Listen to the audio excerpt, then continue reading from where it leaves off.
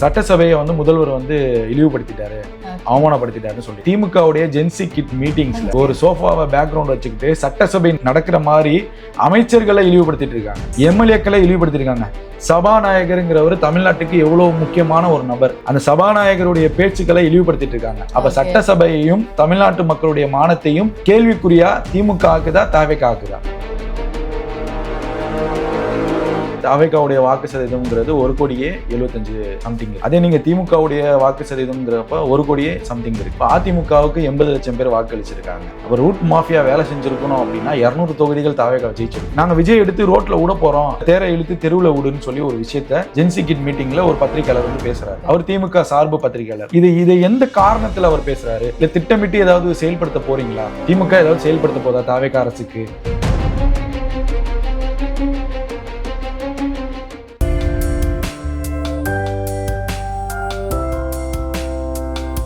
வணக்கம் மக்களே, this is அஞ்சு மீடியா. நான் உங்கள் விஜய் அமிர்தா. இன்னைக்கு நம்மளோட ஸ்பெஷல் கெஸ்ட் யாசர் நம்மளோட வந்து கிணந்திருக்காங்க. அவர் வெல்கம் பண்ணிடலாம். இஸ் அ ஜேர்னலிஸ்ட், அது மட்டும் இல்லாமல் பொலிட்டிக்கல் ஸ்பீக்கர். அவர் வெல்கம் பண்ணிடலாம். வணக்கம் சார், எப்படி இருக்கீங்க? நல்லா இருக்கு, நலம். ஓகே சார், உங்களை பற்றி சில வார்த்தைகள் மக்கள் கிட்ட. ஸோ நீங்கள் என்ன பண்ணிட்டு இருக்கீங்க கரெக்டாக? ஸோ நான் இப்போ ஜேர்னலிஸ்டாக இருக்கேன். என்னுடைய மீடியாவுடைய அனுபவம் வந்து 13 வருஷமா. ஓகே. 2012 வந்து நான் சன் டிவி நெட்வொர்க்கில் வந்து ஜாயின் பண்ணுறேன். அதுலேருந்து நிறைய செய்தித்தாள்கள், நிறைய சேட்டலைட் சேனல்கள் பணியாற்றியிருக்கேன். அப்புறம் மலேசியாவில் வந்து ஒரு ஊடகத்தில் வந்து 1 வருடம் பணியாற்றினேன். அதுக்கப்புறம் ஃபுல்லாக டிஜிட்டல் வந்ததுனால பிரபலமான டிஜிட்டல் சேனல்ஸில் எல்லாத்துலேயுமே வந்து ஒர்க் பண்ணிகிட்ருக்கேன். இப்போயும் ஒர்க் பண்ணிகிட்ருக்கேன் கரண்ட்டில்.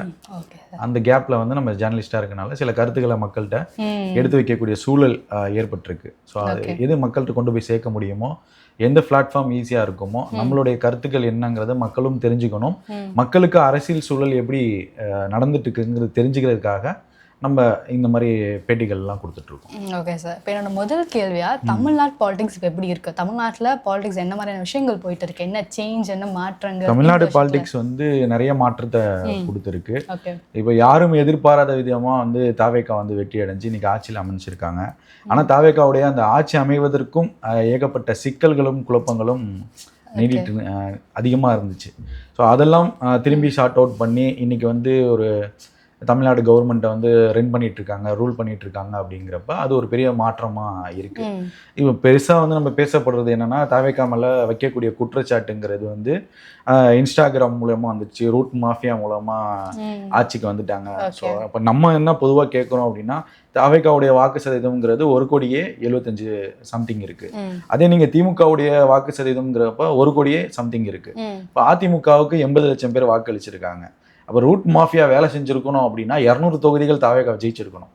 அப்போ மீதி இருக்கக்கூடிய 1 கோடி பேர் ஏன் திமுகவுக்கு வாக்களிச்சாங்க, 80 லட்சம் பேர் ஏன் அதிமுகவுக்கு வாக்களிச்சாங்கிற ஒரு கேள்விங்கிறது சுத்திக்கிட்டே இருக்குல்ல.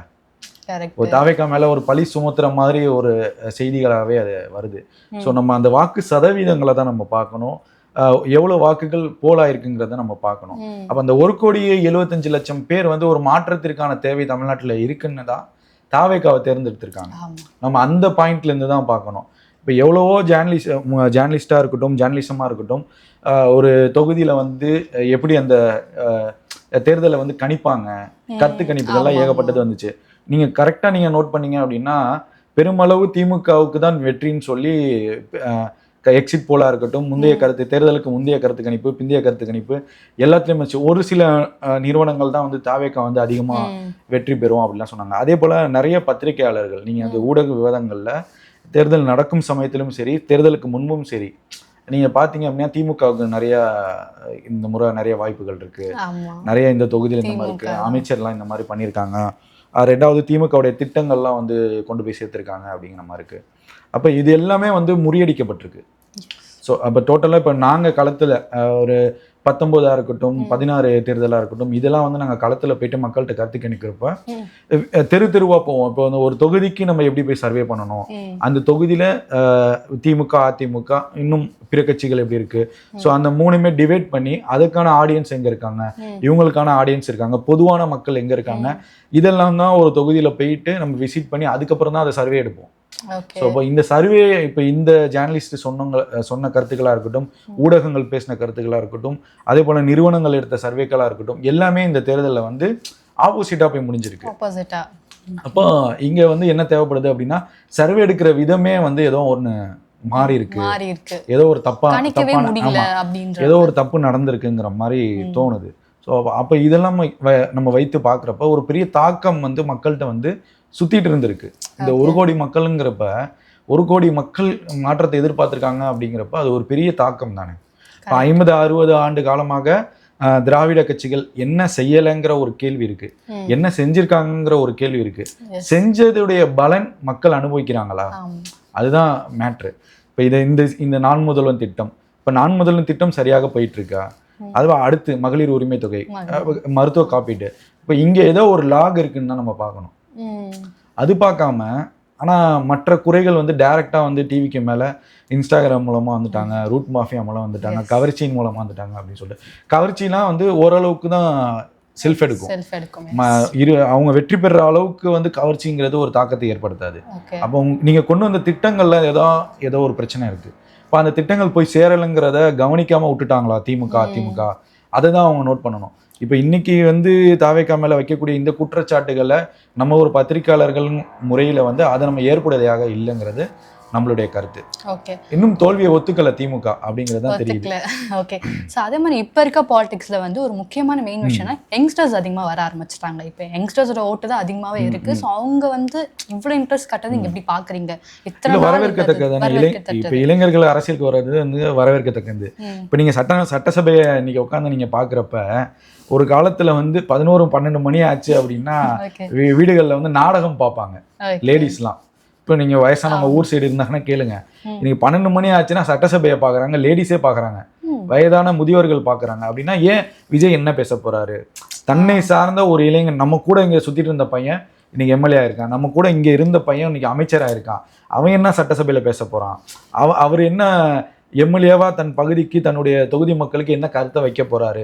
ஸோ இப்போ ஒரு பெரிய ஒரு மாற்றம் நடந்திருக்குல்ல. இப்போ சட்டசபையை இன்னைக்கு வந்து ஏற்கனவே டிஐபிஆரோட லைவை நீங்க கடந்த காலங்களில் போய் பார்த்தீங்க அப்படின்னா ஒரு 5000 பேர் 10,000 பேர் இப்படி இருக்கும். இன்னைக்கு டிஐபிஆர்ல லைவ் போய் பாத்தீங்கன்னா மில்லியன் வியூஸ் இருக்கு. அது மாதிரி தெலுங்குல தான் டப் பண்ணிலாம் போட்டுட்டு இருக்காங்க. அதுக்கு நான் பின்னாடி உங்களுக்கு கருத்து சொல்றேன்.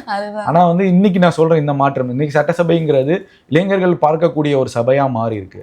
என்ன சட்டசபைனா என்ன, சட்டசபையில என்னென்ன நடக்கும், என்னென்ன பேசுவாங்க, முதல்வர் என்ன பேசுவாரு, ஆளுங்கட்சி எதிர்கட்சி என்ன பேசுவாங்க, மூன்றாம் கட்சி என்ன பேசுங்கிறத பார்க்கக்கூடிய அளவுக்கு இன்னைக்கு இளைஞர்கள் வளர்ச்சி அடைஞ்சிருக்காங்கன்னு தான் நம்ம பார்க்கணும். அப்போ இந்த வளர்ச்சிங்கிறது ஆரோக்கியமான ஒரு விஷயமா பார்க்குறோம். இப்போ இன்னைக்கு வந்து எக்ஸாம்பிளுக்கு நம்ம சொல்லணும் அப்படின்னா ஒரு தொகுதியில ஒரு குறிப்பிட்ட மார்க் இருக்கும்.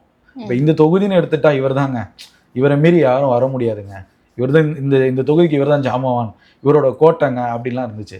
இன்னைக்கு அது வந்து தகர்த்து எரிஞ்சிருக்கு தாவேக்கா. ஏன் அப்படின்னா ஒரு நபருடைய ஆதிக்கத்தின் பின்னாடி ஒரு தொகுதி இருப்பதுங்கிறது அரசியல்ல வந்து ஒரு ஆபத்தான சூழலை ஏற்படுத்தும். அது வந்து ஒரு சர்வாதிகார போக்கை ஏற்படுத்தும். இப்போ இன்னைக்கு நீங்க அமிர்தா தான் இந்த சேனலோட முழுமையான ஒரு ஹெட் அப்படின்னா இன்னைக்கு உங்களால இந்த சேனல்ல என்ன வேணா செய்ய முடியும், பாசிபிலிட்டி இருக்குல்ல. அப்ப அந்த தொகுதிக்கு நான் தான் ஒரு எம்எல்ஏ, நான் ஒரு 30 வருஷம் எம்எல்ஏ, 50 வருஷம் எம்எல்ஏனா நீங்க அந்த எம்எல்ஏ பத்தி இங்க என்ன குறைய வைக்க முடியும்? மக்கள் அந்த எம்எல்ஏ குறித்து எம்எல்ஏ தப்பே செஞ்சுட்டாலும் மக்கள் போய் அந்த எம்எல்ஏ என்ன குறை வைக்க முடியுங்கிற ஒரு சார் நீங்க தப்பு பண்ணிட்டீங்க அப்படின்னா சொல்லிட்டு அவர் வெளியே வர முடியுமா? முடியாது. இப்போ இந்த தொகுதியில இந்த அமைச்சர் இந்த குறைய பண்ணிட்டாரு, இல்ல அமைச்சரை சுற்றி இருக்கக்கூடிய குடும்பங்கள் இல்ல வாரிசுகள் ஏதாவது ஒரு குறை வச்சுட்டாங்க, அது செய்தி நிறுவனங்கள் செய்தியா வெளியிட்டாலும் அதற்கப்புறம் வரக்கூடிய பிரச்சனைகள்னு இருக்குல்ல, யார் சொன்னா? அப்ப அது ஒரு தாக்குதல்ல கொண்டு போய் முடியும். அப்ப மக்கள் வந்து ஒரு சர்வாதிகாரத்தின் கீழ் இருக்கக்கூடிய சூழல் ஏற்படும். இன்னைக்கு வந்து அந்த இளைஞர்கள் அதை உடைச்சிருக்காங்கன்னு நம்ம பார்க்கணும். அப்ப அந்த முற்றிலும் அந்த கோட்டை முற்றிலும் அவங்களுடைய தொகுதிங்கிறத உடைக்கணும். இது வந்து ஒரு அரசியல் ஒரு கட்சி நிரந்தரமா இன்னைக்கு தமிழ்நாட்டு அரசியலும் தேசிய அரசியலும் இருப்பதுங்கிறது ஒரு பெரிய ஆபத்தை கொண்டு போய் சேர்க்கும். வளர்ச்சிங்கிறது வேறமா, ஆனா அரசியல்ல ஆபத்துங்கிறது வேற. வளர்ச்சி அடைந்தாலும் வளர்ச்சிக்கு ஈக்குவலா ஊழலும் நடக்கும், லஞ்சம் லாவணியம் அதிகரிக்கும், மக்களுக்கான அந்த அடிப்படை தேவைகளுக்கு பூர்த்தி ஆகாத சூழல் ஏற்படும்.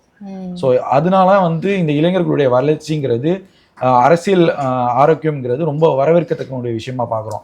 நீங்க சட்டசபையில நீங்க பார்த்தீங்க அப்படின்னா பெண்கள் நிறைந்த சட்டசபையா இருக்கு, பெண்கள் அதிகமா இருக்காங்க இந்த வாரம். ஆமா, இளைஞர்கள் நிறைந்த சட்டசபையா இருக்கு. அது என்னுடைய வயதில் இருக்கக்கூடியவர்களே ஒரு 10-20 பேர் இருக்காங்க. எனக்கு தம்பின்னு சொல்லக்கூடியவர்கள்லாம் அமைச்சரா இருக்காங்க. நீங்க நான் எடுத்த 2-3 நபர்கள் அமைச்சராக இருக்காங்க. பேட்டி எடுத்தவங்க எல்லாம் ரமேஷ் இவங்கெல்லாம் வந்து நான் பேட்டி எடுத்தவங்க தான். இப்ப இவர்களெல்லாம் நான் ரெகுலரா வந்து நேர்காணல் எடுத்திருக்கேன். இப்ப அவங்களாம் அமைச்சரா இருக்கிறப்ப நமக்கு வந்து ஒரு பெருமையா இருக்கு. ஏன்னா நம்ம கிட்ட வாக்குவாதங்கள் வைத்தாங்க, நம்ம கிட்ட விவாதம் பண்ணியிருக்காங்க, நமக்கு கேட்கக்கூடிய கேள்விகளுக்கு அவங்க பதில் சொல்லியிருக்காங்க. அப்படின்னா ஒரு பத்திரிகையாளர்களா நமக்கு என்ன கேள்வி தோணும், அந்த கேள்வியை இன்னைக்கு அமைச்சிருக்கக்கூடிய ரமேஷ் கிட்ட நம்ம வந்து கேட்டுருக்கோம். அதற்கு அவர் பதில் சொல்லியிருக்காருல, நாங்க இதெல்லாம் பண்ணுவோம், நாங்க ஆட்சிக்கு வந்து இதெல்லாம் செய்வோம், ஆட்சிக்கு வந்து இந்த மாதிரி மாற்றங்கள், அது நம்ம கண் முன்னாடி பாக்குறப்ப அது ஒரு மன நிறைவா இருக்கு. அப்ப நம்மளுடைய கேள்விகள் வந்து வீண் போகல. இன்னைக்கு நம்ம ஏன் ஜல்லிக்கட்டு போராட்டத்துல தன்னெழுச்சியாக இவ்வளவு இளைஞர்கள் மாவட்டம் தோறுமா தாலுகா தோறுமா போராட்டம் பண்ணாங்க அப்படின்னா, அந்த கோபம், தங்கள் இனத்தின் மேல வைக்கக்கூடிய அந்த தாக்குதல் ஆதிக்கம், தன்னுடைய தமிழ் மீது வைக்கக்கூடிய தாக்குதல் ஆதிக்கம், இது வளர்ந்தால் ஆபத்துன்னு அந்த இளைஞர்கள் உணர்ந்தாங்க. அதனாலதான் அந்த கூட்டம் வருது. அதே மாதிரிதான் நான் இந்த தேர்தலில் நான் பாக்குறேன். புரியுதா? அதே மாதிரி சோஷியல் மீடியா இருக்குல்ல சார், டிவிக்கே வந்து இதாலதான் ஜெயிச்சாங்க, ரீல்ஸ் மூலியமா ஜெயிச்சாங்க, இன்னொருக்கு பேசிட்டே இருக்காங்க. அவர் சிஎம்ஏ ஆயிட்டாரு, பட் இருந்தாலுமே உங்களுக்கு தெரியுமா அவனுக்கு சிஎம் ஆனதுக்கே அவர் இன்ஸ்டாகிராம் காரணம். இல்ல அதுதான் நான் முன்னாடி உங்ககிட்ட சொல்லிட்டேன்ல, அது ஏன் 1 கோடி பேர் வாக்காளர்கள் இருக்காங்க. இப்ப நான் என்ன கேட்கிறேன் அப்படின்னா, இப்ப திமுக என்ன பண்ணுதுங்கிற ஒரு கேள்வி இருக்கு. இப்போ இந்த அஜெண்டாவை யார் வைக்கிறாங்கங்கிற ஒரு பார்வை இருக்குல்ல. இப்போ பொதுவாக வந்து இன்னைக்கு மாண்புமிகு முதல்வர் வந்து செய்யக்கூடிய விஷயங்களா இருக்கட்டும், அவர் பஸ்ல போறதா இருக்கட்டும், இன்னைக்கு போலியோ சொட்டு மருந்து கொடுக்கறது அந்த நிகழ்ச்சியா இருக்கட்டும், எல்லாமே வந்து ஒரு எதிர்மறை விமர்சனங்களை வைக்கக்கூடிய சூழல் இருக்குல்ல. ஸோ இதை வந்து ஒரு கட்டமைக்கப்படுதா அப்படிங்கிற ஒரு கேள்வி இருக்கு. இப்போ நான் எப்படி இதை பார்க்குறேன் அப்படின்னா, திமுக எப்படி கையாளுது அப்படின்னா, சட்டசபையை வந்து முதல்வர் வந்து இழிவுபடுத்திட்டாரு, அவமானப்படுத்திட்டாருன்னு சொல்லிருங்க. இதே திமுகவுடைய ஜென்சி கிட் மீட்டிங்ஸ்ல ஒரு சோஃபாவை பேக்ரவுண்ட் வச்சுக்கிட்டு சட்டசபை நடக்கிற மாதிரி அமைச்சர்களை இழிவுபடுத்திட்டு இருக்காங்க, எம்எல்ஏக்களை இழிவுபடுத்திருக்காங்க. சபாநாயகருங்கிறவர் தமிழ்நாட்டுக்கு எவ்வளவு முக்கியமான ஒரு நபர், அந்த சபாநாயகருடைய பேச்சுக்களை இழிவுபடுத்திட்டு இருக்காங்க. அப்ப சட்டசபையையும் தமிழ்நாட்டு மக்களுடைய மானத்தையும் கேள்விக்குறியா திமுக ஆக்குதா தாவேகா ஆக்குதா அப்படிங்கிற ஒரு கேள்வி இருக்குல்ல. இப்ப நீங்க தாவேகா அதை பண்ணிருச்சு இதை பண்ணிருச்சு அப்படின்னு சொல்லி நீங்க கத்தக்கூடிய நீங்க, இன்னைக்கு ஜென்சி கிட் மீட்டிங் மாவட்டம் தோறும் நடக்குது. இந்த மாவட்டம் தோறும் நடக்கக்கூடிய மீட்டிங்ல சட்டசபையை இழிவுபடுத்துறாங்க, தமிழ்நாட்டுடைய மரபை இழிவுபடுத்துறாங்க. அப்ப நீங்க இதை எப்படி பாப்பீங்க, இந்த பார்வையை நீங்க எப்படி பாப்பீங்க அப்படிங்கிற ஒரு கேள்வி இருக்குல்ல. என்ன சொல்றோம், நாங்க சோஷியல் மீடியால வந்து ஆக்டிவா இல்ல, இதுக்கு பேர் ஆக்டிவ் இல்ல.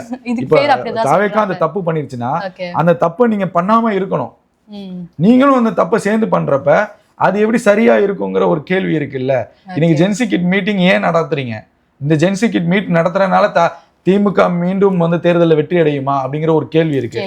இப்ப இதெல்லாம் இருக்குல்ல, இது வந்து ஒரு ஆபத்தான அரசியலை நோக்க நான் பாக்குறேன். இது இப்ப எப்படி கார்னர் பண்ணப்படுது அப்படின்னா, இப்ப இருக்கக்கூடிய சூழல் அப்படின்னா, இப்ப தாவேகா பண்ணக்கூடிய விஷயங்களை திமுக எப்படி எடுத்து வைக்குது. அதிமுக ரோல்ல இல்ல, விட்டுருங்க, அதிமுக ஆஃப்லைன்ல இருக்காங்க. இப்ப திமுக வெர்சஸ் டிவிகே தான் இருக்கு. இப்ப டிவிகே செய்யக்கூடிய விஷயங்களை டிஎம்கே எப்படி எடுத்து வைக்கிறாங்க அப்படின்னா, டிஎம்கேக்கு டிவிகே பரவாயில்லையா, இப்போ இந்த காரணத்துக்கு கார்னர் பண்ணப்படுதுங்கிறதா நம்ம பாக்குறோம்.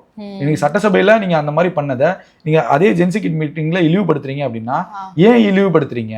அதே போல ஜென்சி கிட் மீட்டிங்ல ஒரு விஷயம் வந்து ரொம்ப வைரலா பகிரப்படுது. தேரை இழுத்து தெருவுல விடுன்னு சொல்லி ஒரு விஷயத்த ஜென்சி கிட் மீட்டிங்ல ஒரு பத்திரிகையாளர் வந்து பேசுறாரு. அவர் திமுக சார்பு பத்திரிகையாளர். இதை எந்த காரணத்துல அவர் பேசுறாரு? இல்ல திட்டமிட்டு ஏதாவது செயல்படுத்த போறீங்களா? திமுக ஏதாவது செயல்படுத்த போதா தாவேகா அரசுக்கு எதிராக அப்படிங்கிற ஒரு கேள்வி இருக்குல்ல. அப்போ இது ஒரு ஆபத்தான சூழல். அப்போ ஏதோ ஒண்ணு பண்ண போறாங்க, அது திமுக ஏதோ ஒரு விஷயத்த பண்ண போறாங்க. இந்த ஜென்சி கிட் மீட்டிங்ல திமுக ஆதரவு பத்திரிகையாளர் வெளிப்படையா பேசுறாரு, இழிவுபடுத்துறாரு முதலமைச்சரை, வெளியே வா அப்படின்னு சொல்லி பேசுறாங்க. ஒரு வீடியோ வைரலா இருக்கு, நான் அது கூட உங்களுக்கு அனுப்புறேன், நீங்க அந்த இது கூட நீங்க தனியா ஷார்ட்ஸ் கூட பண்ணுங்க. அப்ப இது என்ன பண்ண போறீங்க அப்படிங்கிற ஒரு கேள்வி இருக்கு. இப்ப நீங்க சொல்லக்கூடிய அதே ரூட் மாஃபியா வேலையை திமுக செய்யுதா? அப்ப அந்த கேள்வி வருதுல, ரூட் மாஃபியா என்ன செய்யுதுன்னு சொல்லி நீங்க குற்றச்சாட்டு வைக்கிறீங்களா, அந்த குற்றச்சாட்டை திமுக செய்ய போகுதா? அப்ப வெளிப்படையா ஜென்சி கிட் மீட்டிங்ல ஒரு அறிவிப்பு வந்து விடுறாரு, நாங்க விஜய் எடுத்து ரோட்ல விட போறோம், மக்கள்கிட்ட வந்து விட போறோம், மக்கள்கிட்ட எடுத்து சொல்ல போறோம். என்னவா சொல்ல போறீங்க? நல்லது சொல்ல போறீங்களா, இல்ல விஜயுடைய தனிப்பட்ட வாழ்க்கையை பத்தி பேச போறீங்களா, இல்ல தாவேகா பத்திய எதை நீங்க ப்ரொஜெக்ட் பண்ண போறீங்க மக்களுக்கு அப்படிங்கிற ஒரு கேள்வி இருக்கு. அப்ப திமுக வந்து தாவேகாவுக்கு எதிராக ஏதோ ஒரு கட்டமைப்பு, ஒரு சதியை ஏற்படுத்துறாங்கிற பார்வை தெரியுது.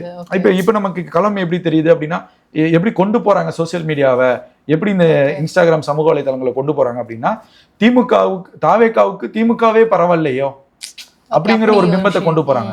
இன்னைக்கு திமுகவுடைய அரசின் செயல்பாடுகள்ங்கிறது இந்த 40-50 நாட்களாக வந்து ரொம்ப சிறப்பா செஞ்சுட்டு இருக்காங்க. இன்னைக்கு வந்து லஞ்சம்ங்கிறது பெருமளவு குறைஞ்சிருக்கு. இன்னைக்கு எத்தனையோ நடிகர்கள் அவங்க அந்த தேவைகளுக்காக அங்க போறாங்க. நடிகர்கள்னு தாண்டி அவர்களும் ஒரு மனிதர்கள், அவர்களுக்கும் அன்றாட தேவைகள்ங்கிறது வாழ்க்கையில இருக்கும். இன்னைக்கு அவரு போயிட்டு ஒரு வீடியோ போட்டு ஒரு வீடியோ போறாரு, இன்னைக்கு லஞ்சமே இல்லாம எனக்கு ஆர்டிஓ ஆபீஸ்ல வந்து வேலை முடிஞ்சிருக்கு அப்படிங்கிறப்ப இது ஒரு மாற்றம். இதை நீங்க எப்படி ப்ரொஜெக்ட் பண்ணீங்கன்னு நான் கேட்கறேன். உங்களுக்கு புரியுதா? இன்னைக்கு தரம் இல்லாத உணவுன்னு மாண்புமிகு வன்னியரசு வந்து ஆதி திராவிட நலத்துறையில எல்லா தொகுதியும் போறாரு. அதே போல அமைச்சர் லோகேஷ் வந்து பத்திரப்பதிவுத்துறை, எல்லா பத்திரப்பதிவுத்துறைக்கு அம்மா நான் தான் அமைச்சர்மா, ஏதாவது குறை இருந்தா சொல்லுங்கம்மா, லஞ்சம் வாங்குறீங்களான்னு கேட்கிறாரு. அருண்ராஜ் மருத்துவத்துறை அமைச்சர் வந்து இன்னைக்கு தனியார் தொலைக்காட்சி நிகழ்ச்சியில போயிட்டு ஒரு கோரிக்கையை முன்னாடி நாள் நிகழ்ச்சியில வைக்கிறாங்க. அடுத்த நிகழ்ச்சியில போய் அருண்ராஜ் வந்து அந்த கோரிக்கையை வந்து நான் முதல்வருக்கு கொண்டு போறேன், அந்த கவனத்திற்கு கொண்டு போறேன்னு சொல்லி அந்த தனியார் தொலைக்காட்சி நிகழ்ச்சியிலே போய் பேசுறாரு. புரியுதா உங்களுக்கு? இன்னைக்கு வேளாண் துறை அமைச்சர் வந்து அந்த வெள்ளை அறிக்கை வெளியிடுவதற்கான வேலைகளை தொடங்கிட்டாரு. நிதியமைச்சர் வெள்ளை அறிக்கையை விட்டுட்டாரு. இப்ப நிர்மல்குமார் மின்சாரத்துறை வெள்ளை அறிக்கையை விட்டுட்டு எங்கெங்க ஷார்டேஜ் இருக்குங்கிறத தெளிவுபடுத்திட்டாரு. அப்ப இவ்வளவு விஷயங்கள் இருக்கிறப்ப நீங்க எதை ப்ரொஜெக்ட் பண்ண போறீங்கிறது தான் நான் கேள்வியா கேட்கிறேன் திமுக கிட்ட. அப்ப நீங்க ஜென்சிக்கின் மீட்டிங்ல எதை எடுத்து வைக்கிறீங்க? அந்த இளைஞர்களுக்கு நீங்க என்ன மாதிரியான அப்ப தாவேகா அரசு இளைஞர்கள் தவறு செய்யறாங்கன்னு நீங்க தான் சொல்றீங்க, தற்கூரி அணில்னு சொல்றீங்க. அப்ப நீங்க என்ன செய்யறீங்க அப்படிங்கறத நான் கேட்கிறேன். இப்ப இவ்வளவு திட்டங்களை செஞ்சிருக்காங்க, இவ்வளவு செயல்பாடுகளை செஞ்சிருக்காங்க, இதை மக்கள் மத்தியில நீங்க எப்படி ப்ரொஜெக்ட் பண்ண போறீங்க? அப்ப தாவேகாவுக்கு எதிரான ஒரு சதியை திட்டமிட்டு நடத்த போதா திமுகங்கிறது கேள்விக்குறியா இருக்கு.